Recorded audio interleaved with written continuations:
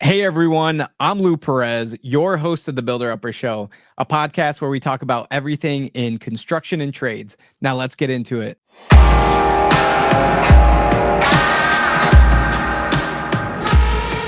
I would like to welcome our guest, Josh Smyser, owner of TNT Tuckpointing and Building Restoration, LLC. Hey Josh, how are you doing today? I'm doing great. Good to meet you. Good to meet you too. I appreciate you jumping on here. You were referred by a friend. So that means that somebody really likes you, Josh. They wanted you to be on the Builder Upper Show. I appreciate you joining us today. And I Thanks. love to just jump right into it and get the nitty gritty details of your background. So go ahead and highlight as much as you can. When did you get into construction? Yeah. So I got into construction at a really young age. I was kind of forced into it as child labor, right? Uh, I'm second generation. So my dad started the company when I was 12. So here I was 12 years old working on, parapets of schools. So up on the roof lines so the people wouldn't see you up there. But yeah, I say it like it's a really tough thing, but it was a fun thing growing up in a family business. My dad had started it and he always stayed really small. So I worked with him all through high school and college. I was the only child most of my life. And so then I went off to college. I became a CPA. I was an accountant for about 5 years. And then my father got sick. So then I came back into the business. So that was helpful to have that background of knowing how to do the trade.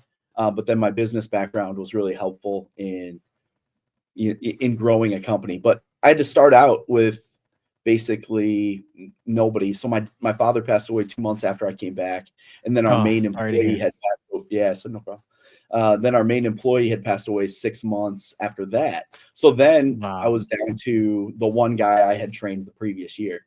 So it was really challenging. The first 7 years, I'm thinking, what the heck, right?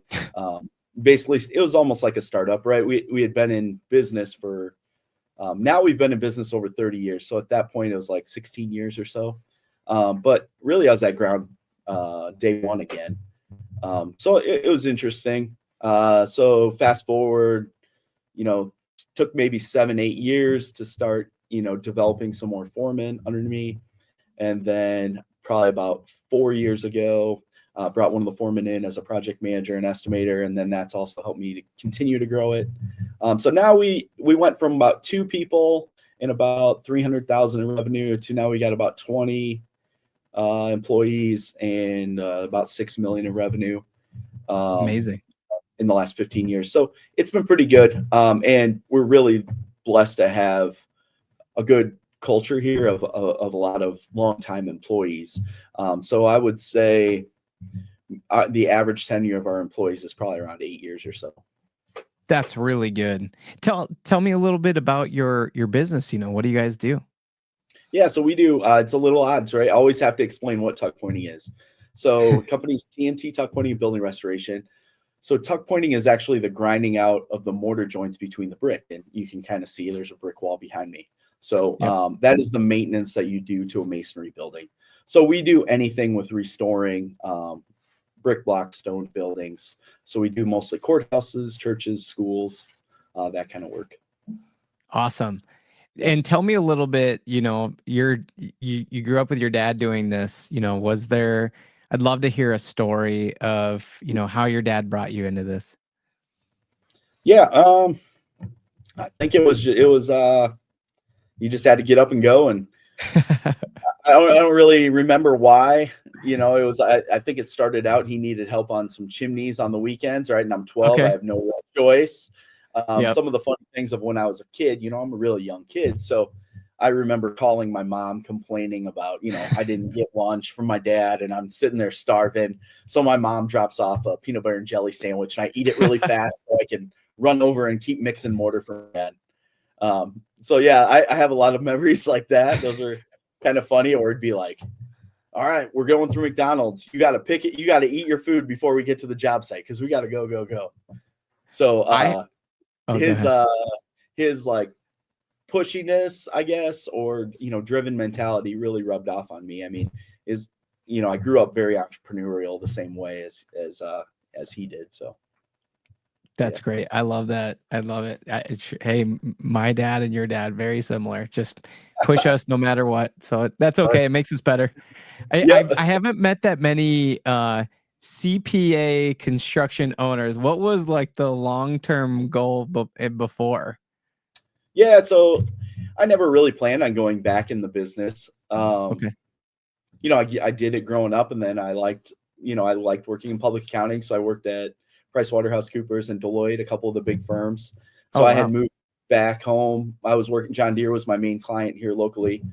And then it just happened to be, my dad got sick, and I had a younger brother that passed away when I was younger. So I was the only child. And so I needed a way to keep the business going. And then after my father passed away from my mom, to be able to monetize getting out of it, and the next part of that was I really wanted to grow. I wanted to raise my kids in a family business, because I think there's so much they can learn from in a work ethic standpoint, Yeah, I'm totally with that.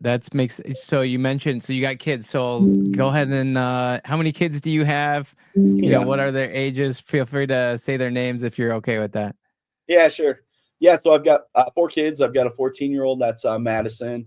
And then I've got triplet boys that are 10. So that's Wow. Cooper, Carter, and Tucker. So it's really a blast. And I try to get them involved.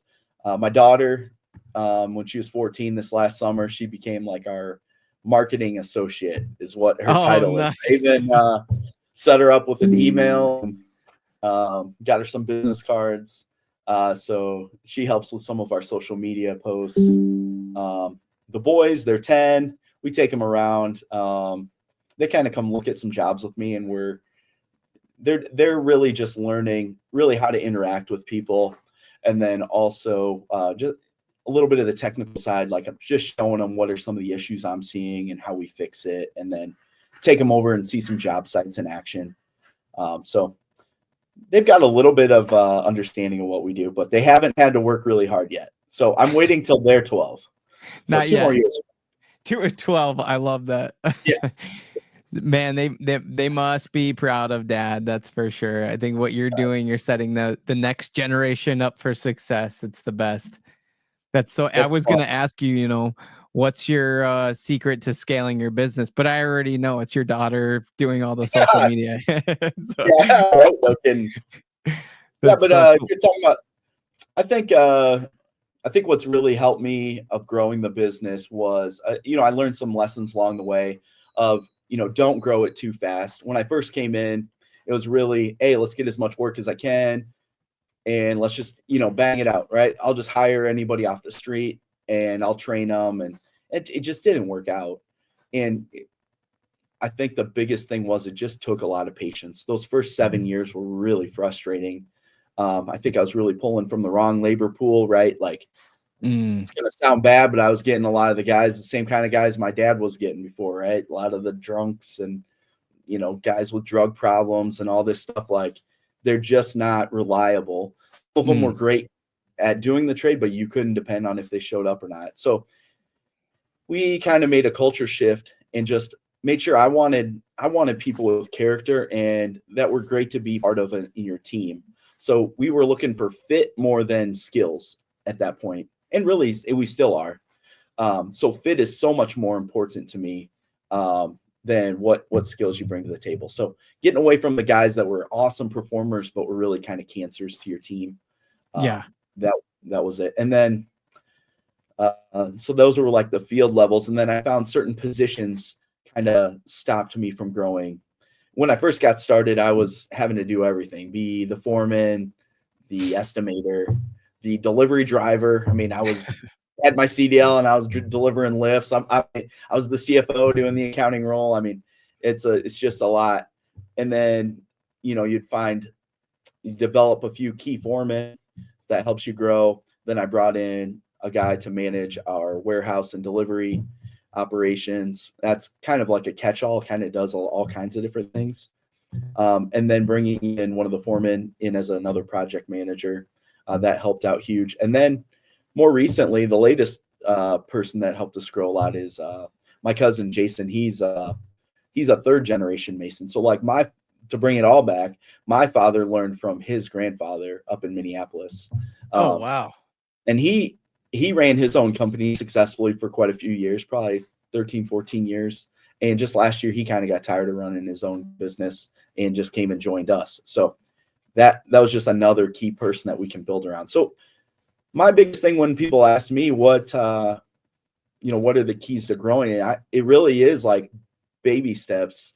To me, it's like finding who are the key people, what are the key positions you need, and then find and fill those positions and then grow again. So I view it as like plateaus, like grow, reach a plateau, grow again, reach another plateau. Like you got to build the infrastructure around the company instead of just going to get the sales and figuring it out.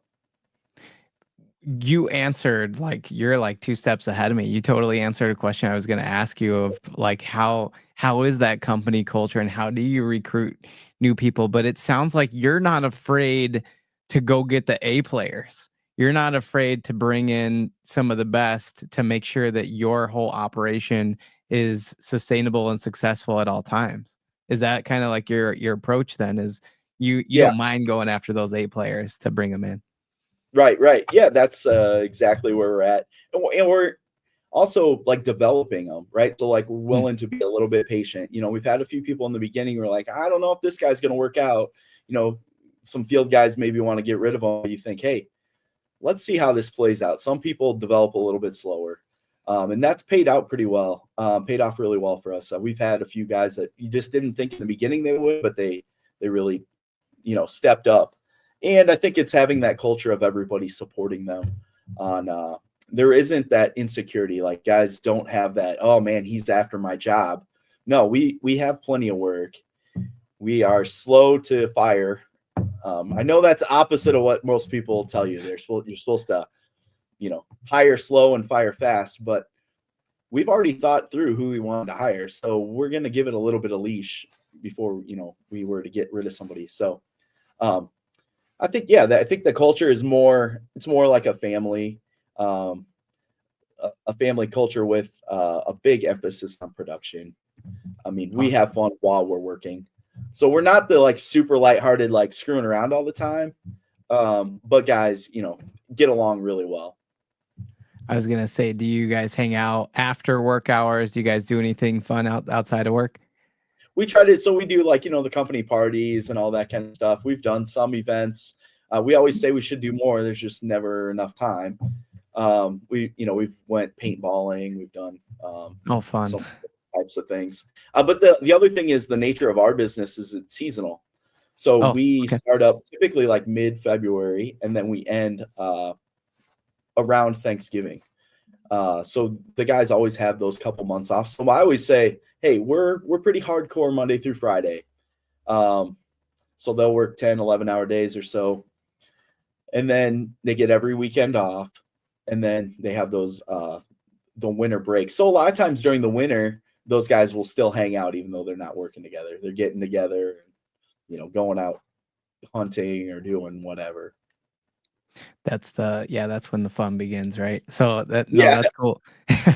I like that you offer, development opportunities. That's great. I think that's exciting for anybody to even come into the industry. Do you have that approach when you're trying to push the company towards newcomers, or even if you go out to get newcomers, that's kind of like the approach to entice them to come in, give it a shot. They work hard. They're worth the investment.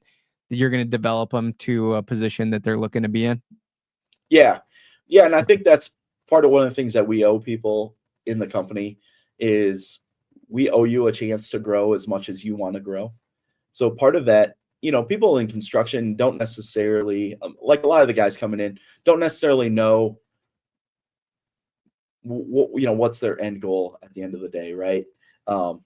They just want to go there, do a good job, and then you do a good job, then you're promoted to a foreman, and then maybe you want to become I have a lot of really good foremen that maybe do or don't want to become project managers, all that kind of stuff. That's like a different progression. And then I have somebody like Jason, the guy I was mentioning that ran his own company, like he would prefer to be in the field. So like he loves being like a foreman or superintendent, and he will do the project management side in the winter. He comes and helps estimates and everything. But as soon as those projects get kicked off, he wants out of the office. So yeah, trying to match each person's skill sets with the positions we've got available. And then, trying to think of how I can grow the company to still provide those, new opportunities. Cause yeah, I do see I have, some other people coming up that, if they want different opportunities, I want to try to make it possible. But, sometimes it's tough because we don't have turnover. So yeah, that's true. They're happy as part of the team. And, we try to compensate well for that. So. That's great. Is there any other employees that you would like to highlight, or you got some stories about that you'd like to share, just so you can make sure that they listen in and know that you called them out? Yeah, right. Yeah, we have a lot of people that have been with us for a long time. We have some key foremen that have been with us for a while, like Ryan Flatley or Richard Copley, Chris Snyder, Ramon Guzman, and Jason Berg. And then Mike Lee is the other guy that now he's a project manager, but he was kind of our first success case, right? He came in, he was one of the first guys, worked right out in the field with me, and then became the foreman. Actually, the funny story about how he became foreman, it wasn't funny for me at the time. It was actually a foreman we were supposed to start on, like, say, next Monday. We were supposed to start up this season. And I call the guy and I'm like, yeah, hey, next Monday, we're going to do a week of safety training. Here's what I want you to train on. You're going to go over power tools. You're going to do over this and that. And he's like, yep, sounds great. I'm all set for that. And then Sunday night of that week, he calls and was like, I think I'm going to go work for a different company. And I'm like, oh, you just had all winter off. We just talked one day before, and he decided to go somewhere else. So Mike kind of got thrown into the foreman role because at this point, I needed a foreman. I'm trying to grow the company and I can't be there on site every day. So he got thrown into the role. We had a bunch of newer guys. Some of these same guys that are foremen were new under Mike that first year. And, it all just worked out. I'm not going to say it wasn't challenging. It's quite challenging. But then the other part to that story is about 4 months later, that other guy who left wanted his job back. And now you say, sorry. I mean, you proved a lot to me about your character in this time of willing to leave me hanging when I needed you the most. And so, character matters here. So like I continued on with the guy that was the less experienced foreman at the time, knowing we're going to develop him and it's going to be way better. We did also have kind of a similar situation where around that same time, we had one guy that was one of those problem guys of showing up to work. When he was at work, he was fantastic. And he was actually my first employee I had ever hired. So he had worked for me for 5-6 years. Great work when he's there. But, every time there was a excuse for not showing up, you started to see how much that affected the team. And I think I really only could grow more when I did cut ties with him. It had to be his own thing, right? I mean, it even came down to he had missed so many days off. I'm like, hey, if you do not show up tomorrow, you don't have a job. They didn't show up. Well, sorry. But once we moved away from that guy, like these are kind of those cancers that you don't even know that are really causing a big impact. Yeah. It really freed up other people to step into those roles. And I would say too, I even had like one of my employees about a year later, one of those guys that was a newer guy. A year later, he pulled me out to the side and said, after that guy left, I was kind of wondering how this was going to go because he was our top producer. Like he had serious concerns of how it was going to go. And looking back at it on a year later, then he had a lot of pride. I think the whole team had pride that, here we lost one of our best producers. But the team was so much stronger for it because we didn't have all this negativity of, so-and-so not showing up and they're making my life harder. And they ended up stepping up to the plate and learn the technical skills. So you can learn these technical skills if you've got the right attitude. I'm totally with that. Man, the leadership that you just showed through all of that is huge. It's really huge. And then the impact and result from the team is incredible. So awesome. Congrats to you on making that move. I know not everybody likes to, as you call it, cut ties when the time is right, but you have to do what you have to do in order to push the business forward. And you made that call, and now look at you. You're in a stronger position. Your team is strong. You have no regrets. You're just moving forward. So I love that, man. You guys are just crushing it right now.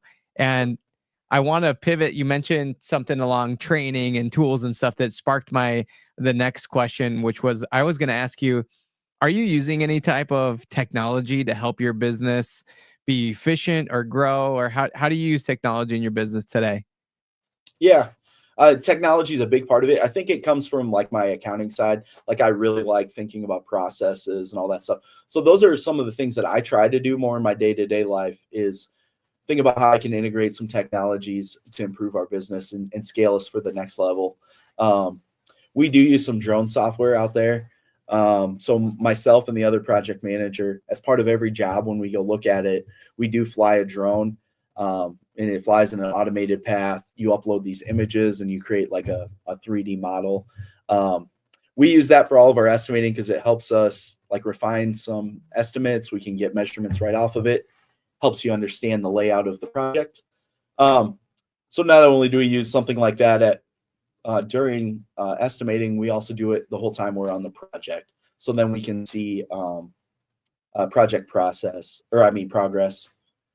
You can also use it for some videos for marketing, where I'm trying to bring my daughter involved. So that's cool. That's drones that we use that. Another thing we started implementing just this year was using construction cameras. Okay. So we're starting to set those up on our job sites. We've only done that for about 6 months now, but on the second job site we set it up on, we had some unintended benefits I wasn't really planning on. We were doing a school over in Rock Island. We were redoing a stadium, and it's a little bit rougher part of town. So we actually bought a couple cameras that had surveillance monitoring. So while I was at my kid's baseball game on a Saturday, I get this little text message, showing, somebody's on our site, asking if we want to dispatch the police. Well, I didn't even pay attention to that. I was too into the game or whatever. And then the next time I look at it, they already dispatched the police. And then I go and log on to the video, and you see this young kid getting handcuffed. And then I could scroll back and watch the video, and yeah, he's trying to break into the athletic director's office. Wow. So, I mean, some of those, like I wanted the construction cameras to be able to track progress. Yeah. And it'll send daily photos every 15 minutes, like into our construction management software. So I'm all about technology and trying to find ways to incorporate it. You get so many benefits. I mean, you're not only tracking productivity, you're making sure that your entire construction site's safe, and then on top of that, you get to send it over for marketing if it's good video to be cut up in any way. We thought one of the good things, like the construction cameras, there was a lot of parts to it that I didn't really think through of like how beneficial they really are. Like one of the things, like in the winter, when I mentioned, I don't know if we really talked about, but that we are seasonal. We shut down around Thanksgiving and we start up typically mid-February. So in that off season is really when I try to refine and improve the business a lot. So one of the things, like on that project at the Rock Island Stadium, it was a large deck coating project. So on the stairs of the stadium, you use like a rubberized deck coating. We hadn't done a lot of that, so we made sure we did that right, had the right reps in there and everything. But when I'm bidding that kind of project, I end up calling one of my buddies from Philly. Shout out to Michael at Culbertson. He helped me. He helped me come up with my basic estimate. Right, I'm like, tell me what your slowest guy does. That's how I want to bid this thing. Right, I've never done one before, so give me productivity of your slowest guy. So, anyways, we were able to win the job, and we do it now. When our off season rolls around, I haven't done it yet. That's why I'm saying gonna do it. I'm gonna go back to that video and actually look at how many guys I had doing that work and then go back and recalculate our productivity. Because I don't know about you or what some of the other contractors you got. We do cost codes and all that stuff for guys, payroll Yep. tracking. But I mean, honestly, they're just not good at swapping out. And, like if they did one task, they were, erecting scaffold in the morning and then they started doing deck coating. They don't switch that. And I don't really expect them to, I mean, I'm just trying to get close. But that's another example where you could use these construction cameras and just go back and say, okay, we started this day, we started that day, we had this many guys. It took us this long. I know what the footage is. Now I can go back and recreate actual productivities, even if their time cards weren't great, You can So validate all the data just by looking at it on the camera. That's great. yeah. So those are kind of some of the things, that's really not why you're buying it initially. Right. But there's so many added benefits. So I would say of all the things that I implemented this year, that's probably the biggest one. And then also getting into, I think another thing we did about a year ago. So one of my competitors, I'm anticipating is going to have some problems. They've got some lawsuits going on and things like that. So about a year ago, I'm planning for I'm looking at that thinking, okay, I'm going to have another big step up in growth in the next 2 years. And so then we started implementing like a CRM. Oh, On that nice. one, we use like Salesforce, but there's Yep. so many others. And we were talking about what are some of the advice you'd give to other contractors. That is definitely one that I didn't understand the value of a CRM. And that CRM just customer relationship model, I think, right? But we would probably, like a lot of contractors, somebody calls us, we get their information, we go look at the bid, we send out the bid. If we don't hear from them, we don't hear from them. They must not be interested. Might call them once, but then, after that, we just kind of moved on. But with implementing the CRM, it actually allows me to go back to that list and look at it like, I should probably touch up base with this person, revalidate that conversation, see if we met their needs with our bid, see if they need us to update anything for next year. So just that more follow-up, right? In construction, we are really bad at following up. I know that because I don't know how many customers would I call them and say, hey, I'm sorry, it's taken me 3-4 days to get a hold of you. They're like, oh, at least you called me back. I've been trying to call people for 2 months. So the bar is super low in construction. So if you are responsive, and especially if you're given foresight and reaching out to them before they even contact you, I think it goes a long ways. Like right now, we're prepping, we're looking back at bids we gave to churches or other nonprofits, things like that, where a lot of times it's like a multi-year cycle. They don't realize how expensive stuff is. Then they got a budget for it and fundraise. So we try to reach out to them now and give them updated pricing, so that way they're ready for next year. That's smart. That's so smart. The CRMs, I mean, they're so smart now these days with the tech, because you can set up like automated workflows where you can set up like cadences for email follow-ups, and then the system's doing the email follow-ups for you automatically, and just makes life a lot easier. Yeah, that's amazing. Yeah, you led into that's my goal for this winter, is to develop some of these workflows where somebody calls in, they get the email of, hey, we heard you called us, thank you, we're going to assign an estimator in the next day or two, they'll get a hold of you, and then start like the whole progression, send out the bid, feed them some marketing materials. Yeah, automate the whole process. It's the way to do yeah. it. I see the growth. I see where you guys are headed. It's really exciting. Where can people find your business? How do do you do business in a specific area? And then do you have a website, phone number, if you wouldn't mind? Yeah, so we operate primarily in Iowa, but we do go into some parts of Illinois, Minnesota, and Wisconsin.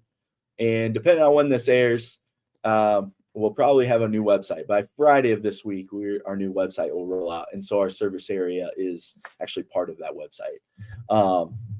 But our primary areas that we work for is, commercial, educational, religious, governmental type work. So we don't do any residential work, unfortunately.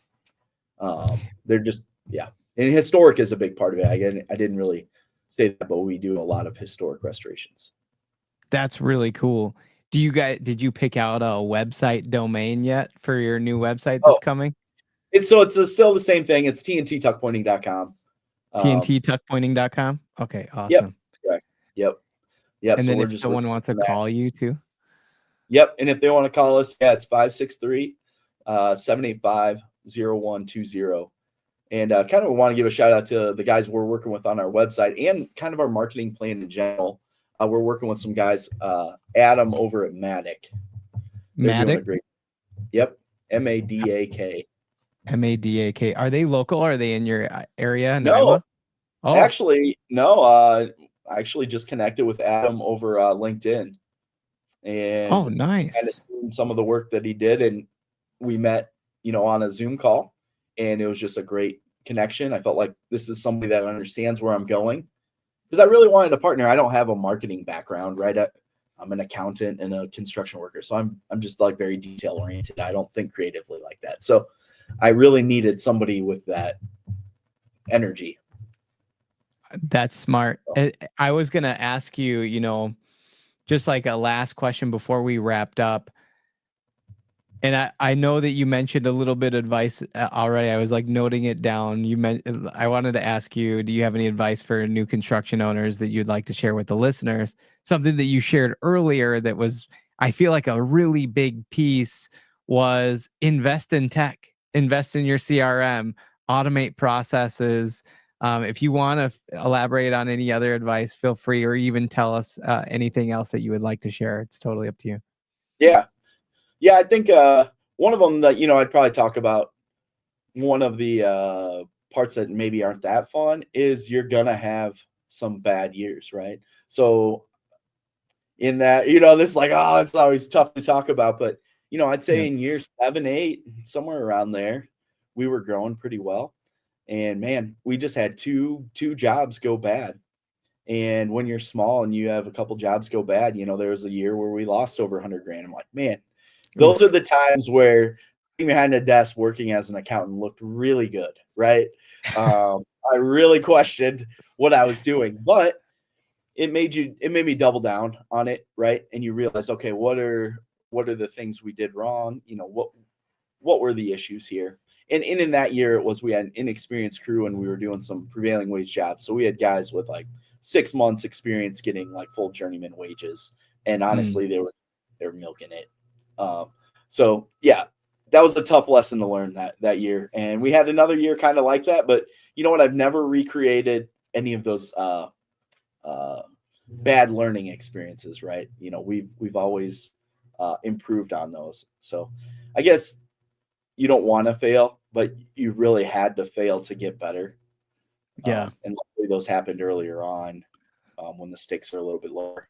So that's another piece of experience, I guess, I tell people is because I have friends that, start up construction companies and they want to grow. And I think that's one of the biggest mistakes you can do. Like if I was starting over, I would invest heavily in tech right away up front. So that is a big thing we do. I really don't want much administrative cost.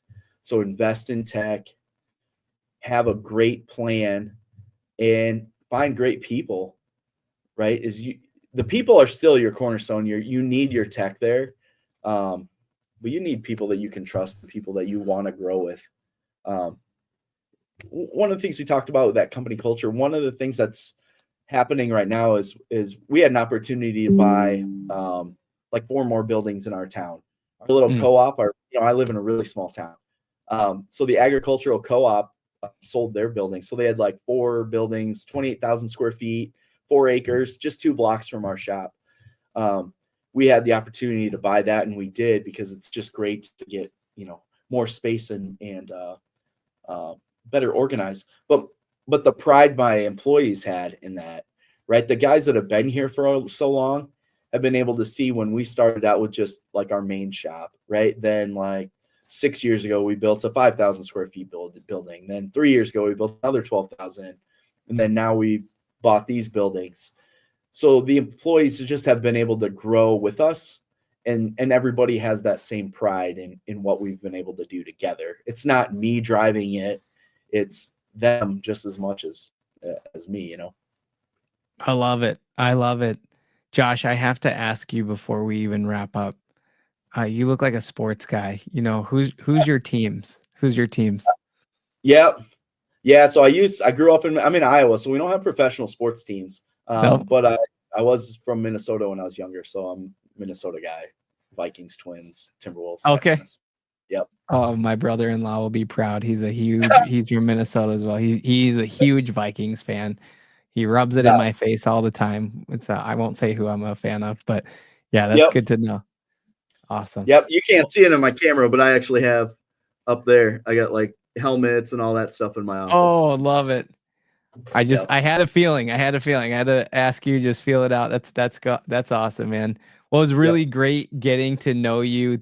Thank you for being a guest on the show. Please, everyone, like, subscribe, comment, and share the Builder Upper Show with anyone in the construction industry. We will see you next time.